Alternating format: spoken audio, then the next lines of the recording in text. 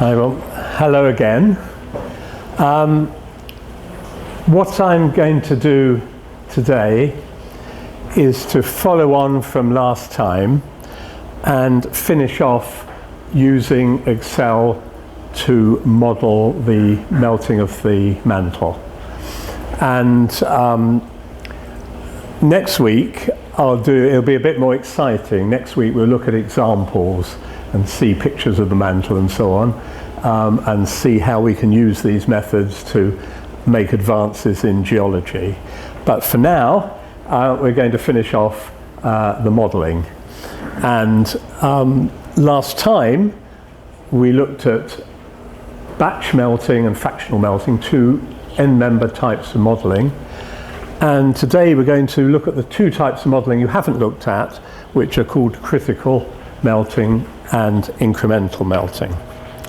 So let me just go forward on this. So both of those look at the objectives of this course. They're going to be, it's not working, is it? Nope.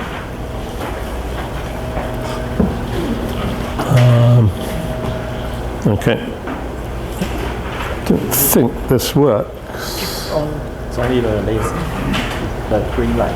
Oh, you got it? Is it too weak? I will change the battery. Oh, okay.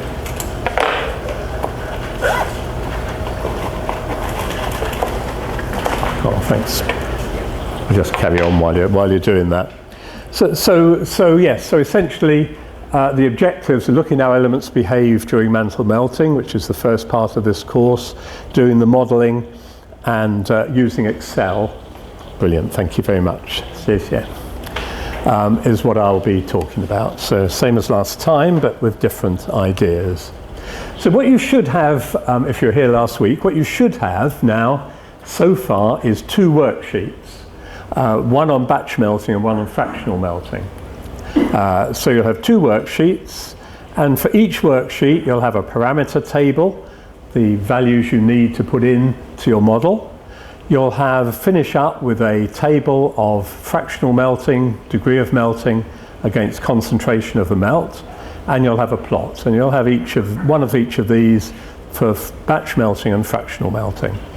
And you'll also have examples for deep melting at 4 gigapascals, 135 kilometers. I guess that's further than here to the coast, isn't it? And shallow melting, which is about 35 kilometers. And so this is all great for basic modelling, and a lot of people don't go beyond this. In fact, you could do your models just like this, but you can get a lot further if we look at more complex models, and so that's what I'm going to do now. And the nice thing about this, looking at critical melting and incremental melting, which we'll talk about in a minute, the thing about these is that we have to now see what happens to mantle compositions. So last time for batch and fractional melting, you started off with a given composition, and that's all you needed to know, what the starting composition is. But these two types of melting, you're not just melting the starting mantle, you're melting the mantle as it melts, as it were, and it changes in composition. So for these, we need to understand what happens in the mantle before we can do the modelling itself. So melting of the mantle is part of this melting model. And although I'm looking at lavas really mostly in this, of course anybody working on mantle compositions, this is kind of essential, because you need this part of the, you need these to understand how the mantle changes in composition and how deep it was and so on. So, okay, so what you're going to do now, let me start then. What we'll do is I'll start with melting mantle compositions, or modelling mantle compositions, and that's what you'll do before your break. And then after the break, we'll look at these different types of melting. So we're going to start off looking at the mantle. And basically, for both batch melting and fractional melting, the mantle behaves in a different way. And in each case, there's an equation. So here's batch melting. So if you remember, with batch melting, you have a mantle source, you have a mantle, and you melt it, just melt it once, and all the melt stays with the mantle, a proportion F, a proportion 1 minus F is then the solid mantle, and when all this melt is produced, after it's produced, it then leaves the mantle. So it's melted as a batch, and then the melt leaves. And last time we looked at how that affected the composition of the melt, and there was an equation for that. And there's also an equation for the solid, which is this composition here. So whereas last time you looked to see how this changed with degree of melting, this time you're going to look and see how the solid mantle behaves with degree of melting. Which, as I say, is great if you're studying the mantle, but it's also important if you're studying volcanic rocks and related rocks. So the mantle changes continuously during melting, and eventually it finishes up with a composition in equilibrium with the solid. That's batch melting. And for modelling the solid mantle, the nice thing is, last time with batch melting, you started off with this parameter table in which you put in proportion of minerals, the rates of melting, the partition coefficients. You got a P and a T, bulk reaction coefficient, bulk partition coefficient. You could put all these into the equation for the liquid, and that gave you the composition. Now you're just doing the same thing, the same table, and you're producing the composition of the solid mantle. So you're going to be tracking the solid mantle. That's the idea. And this is, if you do that, you'll finish up with a table like this, in which this is the concentration of ytterbium, my sort of type element, with degree of melting. You'll see that as the mantle melts, its composition of incompatible elements like ytterbium goes down, starts here, 0.382, and goes down with degree of melting. Doesn't go down very much because this isn't a very incompatible element at 4 GPa, but it does go down somewhat, and it's these trends that you're tracking. Fractional melting, the idea then is you've got your mantle source, it doesn't wait, or the melt doesn't wait to be continuously in equilibrium with the solid before it goes. As soon as it's produced, it shoots off and contributes to the pool of mantle and eventually finishes up in your volcano. So here the mantle changes continuously during melting because the melt is continuously being removed, and eventually it finishes up with a composition in equilibrium, not with the whole solid like in batch melting, but with the last bit of melt, the last increment of melt to leave the system. So it's a different melting system, and you get a different composition of the mantle. That's essentially the idea. And so if you model that, again, it's very useful because you can use the same starting table for your various parameters. The parameters P, D0, C0, they're all in the equation, but it's obviously a different equation from when you were modeling the liquid composition. But the nice thing is you can use the same table to start with, and all you have to do is put this composition into the what was FCL table, and then you'll get the composition of the solid mantle.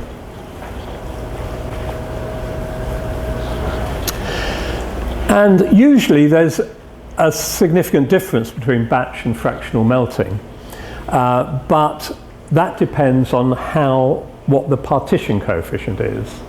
So if the element has a very low partition coefficient, so most of the element goes into the mantle, into the melt, then you finish up with a big difference between batch and fractional melting for the solid.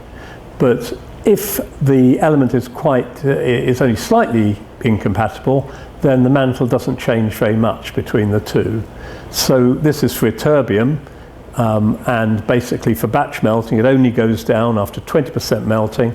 The mantle is down to 0.6262 parts per million compared with 0.382 to start with, and for fractional melting it's only down to 2.259. So very little difference. But if you went to an element like rubidium, which is almost all in the melt, then you'd see a big difference between the two. And you'll be looking at this in your exercise. One of the very important things that you haven't needed to do so far, that's tracking the composition of the elements in the mantle. But what you haven't done so far is track the changing minerals in the mantle.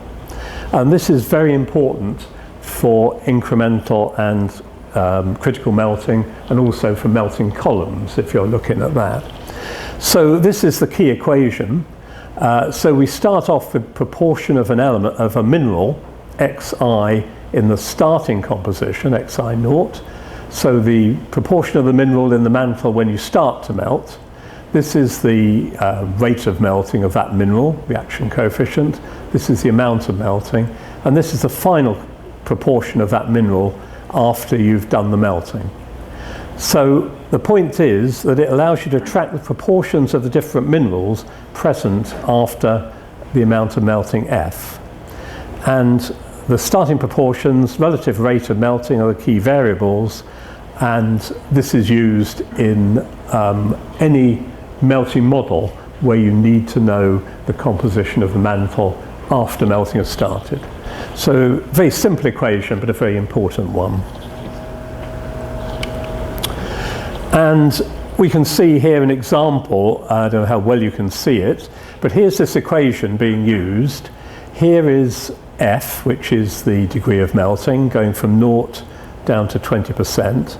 And these are the proportions of the minerals at 4 gigapascals. So proportion of olivine, proportion of clinoproxene, proportion of garnet.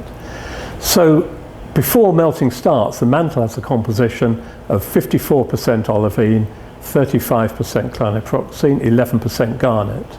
That all changes as melting goes on, and by the time 20% of melting has taken place, you've got 64% of olivine, you've got 29% of clinoproxene, and 8% garnet. So the composition of the mantle is changing with time. If you're in the field, looking at an ophiolite complex, say, as you do, and you've got mantle there, you can look at it, and from its proportion of the minerals it's got in it, you can tell how much melting has taken place in producing that mantle. And you can also, because the classification of the mantle rock depends on the proportions of minerals, it will also tell you what the rock is to be called. So this is a very important table. And it all relates to reaction rates, I should tell you. So if the reaction rate is, if the reaction coefficient here, P, is very high, then that mineral is going to disappear quite fast. If this is very low or negative, then this is going to go up, and that's what you see happen. Yeah? Why you have not mentioned about orthoproxene here? Because in this particular rock, orthoproxene isn't a stable phase in this particular rock. If orthoproxene is present, then yes, you would include that in the table. It's a good point. So what I've done in this then for the mantle melting, in the handout you've got, we go through a type example of 4 gigapascal modelling, and you can take that example that's in your text and put it into your spreadsheet under a title like mantle composition. And then when you've transferred what I've already told you over into the mantle composition file, 4 gigapascals, you'll do this for yourself, the 1 gigapascal model. And when you do that, of course, you have to start off with a new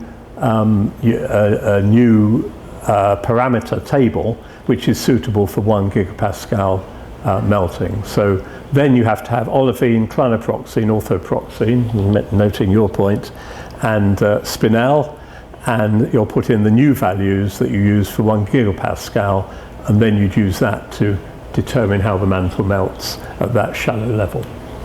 So that's essentially the idea. I think that's more or less it. And when you've done that, hopefully you'll be able to come up with a graph like this, which shows you how the composition of the mantle changes with melting under different conditions. So you'll get something like this. Here's the mantle changing under deep conditions at 4 gigapascals because of garnet, which picks up ytterbium. So at that depth you can see the mantle's not changed very much as melting proceeds. And then in orange you can see the effects of batch melting with the composition going down, and here's the effects of fractional melting with it going down further. So you can imagine, and we'll look at this next time, examples, but if you're in the field and you've got mantle peridotites and you've got a range of compositions, you can see you can match those compositions with these models and see how much melting has taken place to produce your rock, and that tells you something about the origin and its tectonic setting. So that's basically the idea, and that's what you're going to be doing. So we'll do that later. Escape. And so, getting the hang of this slowly. Right, very slowly. Okay, so, oh yeah, okay. I think I do this, don't I? Do I do that? No. Okay, doesn't matter.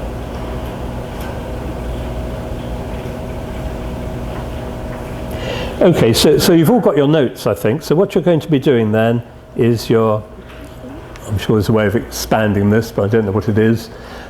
You're going to be basically going through the text here, looking at the worked example, putting that into your worksheet, and when you've done that, that's 4 gigapascals, when you've done that, if I can get this down here, you will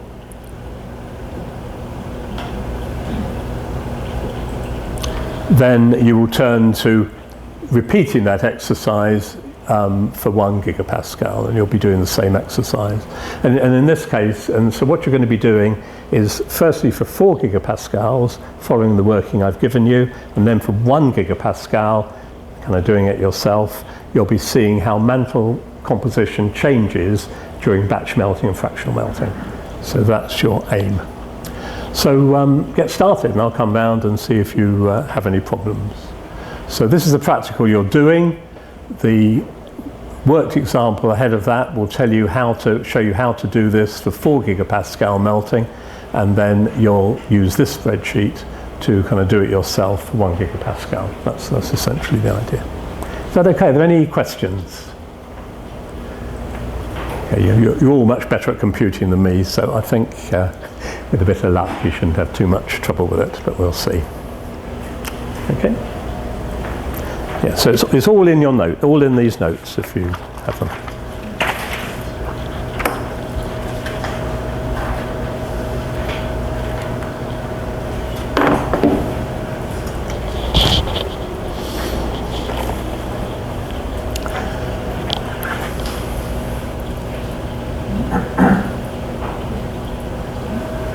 How do I expand this to get it to fill the screen? Anyone know? Has anyone ever got the digital copy of the paper today? You can download from the course page, but if you don't, is there anyone want the paper copy? Just please raise your hand if you're going to got the paper. Great. So let me see what I can find. I'm just going to tell you, right.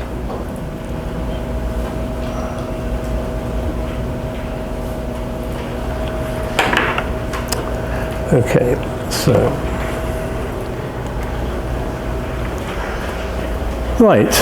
so having learnt how the mantle changes with degree of melting, that puts you in good position to understand other types of melting that people commonly look at.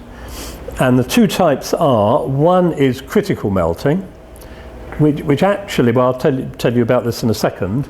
It's like fractional melting, is mostly fractional melting, but there are differences, and as you'll see, there's a point in the calculation where you have to have melted the mantle a bit and then you melt it again. So you need to know what happens to the mantle. And then there's incremental melting, which is like batch melting, but you're doing it in little stages like this. And the advantage of doing it in little stages, it's a fantastic way eventually of looking at melting columns. If you've got mantle rising, undergoing melting, and producing different compositions with the mantle changing all the time, it's very convenient to break it up into lots of little increments that relate to different depths, and that will enable you to build up a sort of detailed model of what happens, say, beneath an ocean ridge where mantle's rising from deep to shallow. We won't get into all of that, but that's the idea. So the next two types of melting I'll talk about, critical and incremental, both require you to have understood how mantle melts and therefore to bring that in to the model. So that's what we're going to do. And we're going to start with critical melting. And critical melting, you're going to be doing a similar sort of exercise to the last one. Incremental melting, I've given you a spreadsheet where I've done it. Probably means it's full of mistakes, but I've done it. So you'll look at what I've done for 4 gigapascals, and you'll simply edit it for doing the shallower melting. So we'll do critical melting next. And so the idea is, people argue that it's not very realistic in mantle melting for mantle simply to, as soon as it's produced melt, that melt to immediately disappear. Okay? So fractional melting gives you a good approximation to what happens in the mantle, but it can't be quite right because mantle has porosity among other things, and melt is likely to at least stay there for a little bit. So it's a way of dealing with that. And the idea for this is then that you start off with a mantle source with a composition of an element C0, and it doesn't immediately, the melt that is produced doesn't immediately disappear and finish up in your volcano. What it does initially, it stays within the mantle, effectively forming a porosity of the mantle that's filled with melt. Not necessarily very much, but you go from solid mantle to solid mantle with melt in the pores, but no eruption. And then what happens is that you get this situation, and then it's this that then undergoes fractional melting. So then this one continuously produces melt, and that finishes up ultimately in your volcano. So that's the idea, and as I say, it's believed to be more realistic than the extremes.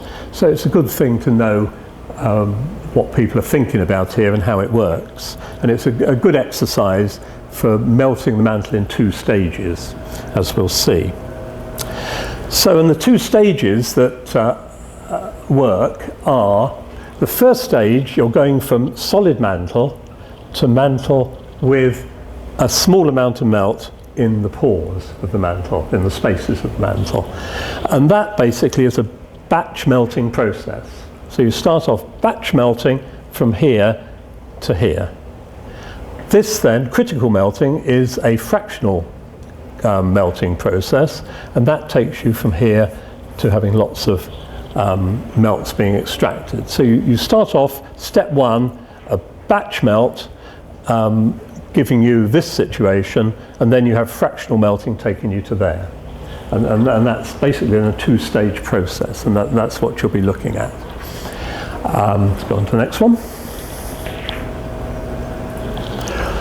So, luckily for us all, when we start off with step 1, which is batch melting, and here's the point, batch melting can stay with the standard parameter table for batch melting. There's nothing new you need to do here because the mantle is starting to melt and produce melt in the pores. It's the same mantle as there was before, the same batch melting as there was before, so your parameter table is going to be exactly the same. So you can just copy it over. You don't need to do anything new on that. So you're starting off with the same mantle. You're basically combining the 2 things you've just done. So at the end of step 1, you've done batch melting, you've got a certain amount of melt depending on what your porosity is. 2% is typical, and we've calculated that as 0.02. So having done this, here's the starting mineral composition. Here's P, that's the same. Here's X, that's initially the same. And basically then, the equation you've had just now with X minus PF, that takes you from this to that. So after the batch melting, you've got minerals which have lost some melt, but the melt itself is still within the rock. And so what you've got, this initially loses 2% melt to the pores, and that then recalculates to these compositions. Then you have to add the 2% in the pores to it. That gives you something more than 1, which you don't want. So then you just recalculate this to be 100%. So I'm not sure how clear this is. You start with a solid mantle. You've got mineral proportions, 54% olivine, 35% clinoproxene, 11% garnet. You melt it to 2%, which is your porosity. That then recalculates this, having lost 2% melt, it goes to 55%, 34%, 11%. And you've also got your porosity. This by definition sums to 100, so this whole thing would be 102. Multiply this by 0.98, multiply by 0.98, multiply by 0.98, add that, and you'll get back to 1. So this is what it was to start with, solid mantle. These are the proportions when you've done your 2% of melting. That's clear. So the key thing then is that what you have to do is you have to reset your parameter table to have the minerals that are now in the rock after the little bit of batch melting's been done. So now you've got 0.538% parts proportion olivine, 0.336 clinoproxene, 0.106 garnet, and 0.02 melt. Final thing, how are you going to treat melt when melting is taking place? Well, when melt is taking place, the melt is staying at 0.2%. So it doesn't have any reaction coefficient. It's not going up or down. You're always going to have a 2% porosity. So that's 0. The partition coefficient between melt and melt is 1. So that's 1. And so you have to recalculate this. P stays the same. You recalculate this, gives you a new value here. Having done that, you then melt it under standard fractional melting conditions. So this is now the start of fractional melting. So, hope you follow this. So we start off solid mantle, batch melt, solid mantle plus, let's say, 2% of melt in the pores. Reset that to a new composition, take the mantle with 2% melt in the pores and fractionally melt it, and that gives you the melt for your volcano. That's basically the idea. And there's a worked example, which again you can follow through, put it into your spreadsheet, worksheet, and you should be able to eventually get a table like this with F and the concentration of the in the mantle here, well that is, and then you will be able to do the calculations. So that's the central idea. So this is F, Cl from doing your critical melting. You've already had 2% of melt in there to start with. It didn't do anything, so you have to add 2% to that, and then you've got this is F and that is C. That may not be as clear as I could like to be, but I wrote it down, so it's right in front of you in the text. So it's a little bit fiddly, and as I say, these things are not difficult, they're just kind of a bit fiddly, and once you know how to do them, they're very straightforward. And then when you've done it, you will have something similar to what you did before. You'll have a set of melting trends like this. This is the concentration of ytterbium in the melt produced during mantle melting. In this case, we've got batch melting at 1 gigapascal. Here we've got fractional melting at 1 gigapascal. And here we've got critical melting, which is 2% along the batch melting, and then along this trend. So again, you've got a slightly more complicated method of melting, but you can similarly see how elements behave during that more complicated method. Is that okay? So I won't go on the incremental melting yet. We'll have a go at this and see how you can get on. It's in your book. I've done it as a worksheet for 4 gigapascals again. So you can go through it and you can check as you go along that you're doing it right. And then with a little less explanation, I've given you the opportunity, if you finish that in good time, to go on and do the same for 1 gigapascal. Is that okay? Okay, give it a go and I'll come round and see how you're getting on. I should have mentioned, by the way, when you're doing, this will be a relief to you, but when you're doing this, of course, because you've done this calculation before, you can just copy the equation, and that will save you a lot of time. Okay, give it a go. So you're going to be looking to see what happens if instead of having pure fractional melting, as soon as you melt, you take everything out, you're going to build up a bit of melt in your rock first, and then you're going to extract melt, and leaving melt always in the system. Okay.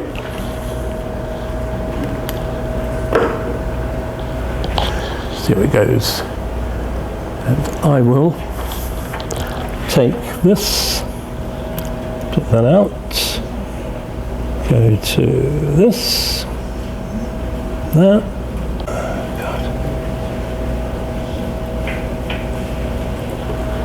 Right.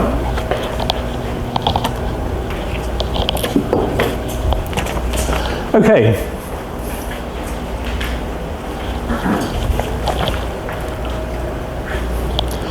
Okay, incremental melting. I've given you a spreadsheet with it. You've got the text, you've got the spreadsheet I've sent you, and that is a model answer for the incremental melting. So you can have a look at that and see how it works. And that will be fine. I've asked you if you want to do it, you can edit that for 1 gigapascal and you'll get a similar system and you'll get a better idea of how it works. But the idea is incremental melting is basically the same sort of concept as critical melting in some ways.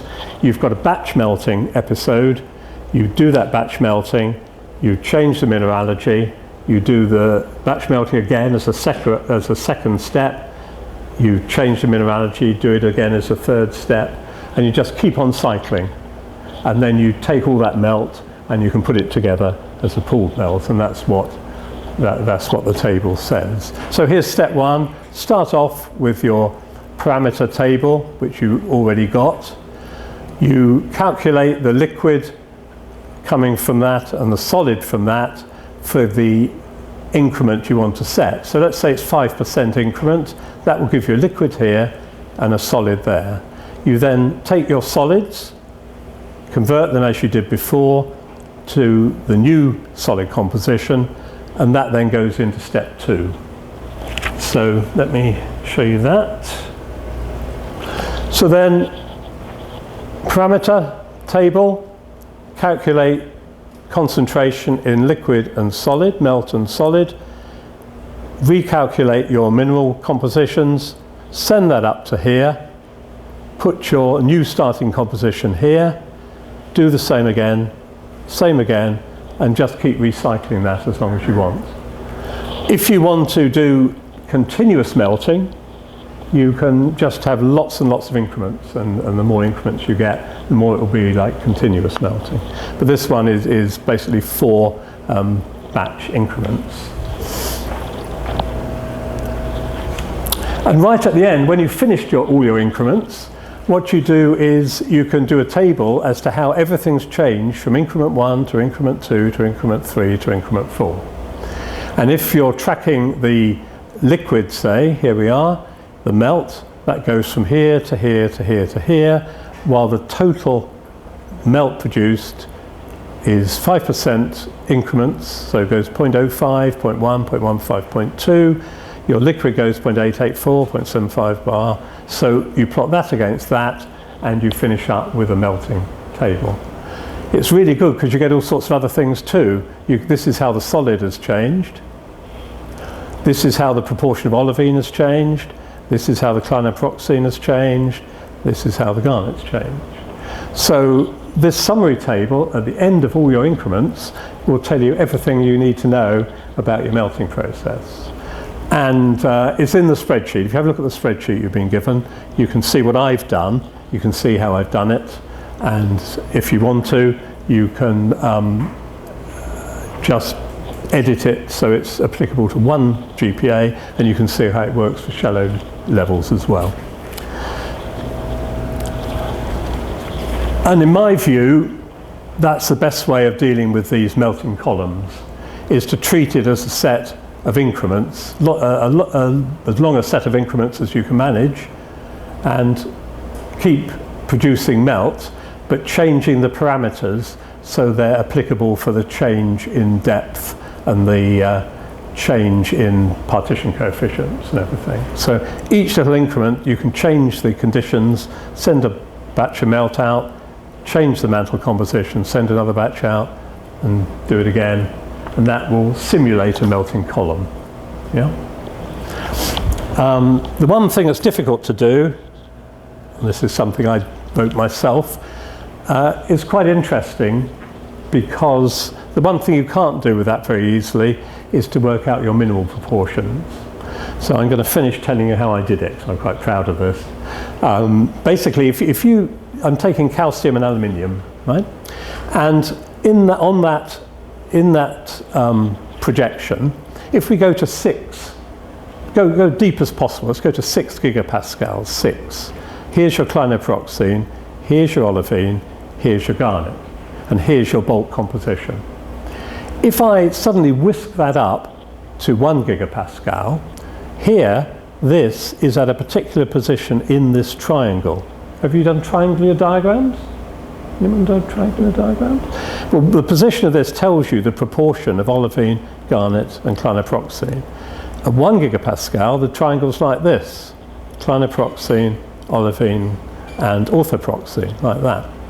So you can recast this according to your shallow melting proportions, and that enables you to get a better control on your mineral composition as you carry on with your melting column. So I tell you this, you don't have to do it in this course, but the point is that if you're a professional in this and you're trying to simulate a melting column, then this sort of process with a bit of care will enable you to do it. And in fact, if you really wanted to, you've had all the information in this course to do it, because now I've told you how to do this, you can basically use the lookup tables plus that, plus the incremental melting. You could, if you really had to, do a melting column. If I said, next week, if you don't do a melting column, I'm going to shoot you, right? Give you an incentive, you could actually do it. You have all the information to actually do it and avoid being shot. So with that, any questions? Okay, so next week we'll might get you to use your models a little bit, but basically we're going to look at the geology next week. We're going to look at how what you've done now tells you about mineral exploration and tectonic reconstructions and so on, looking at lavas and mantle rocks. So we'll do that next week. So it'll be more of a practical thing next week. Okay, so thanks very much. See you next week.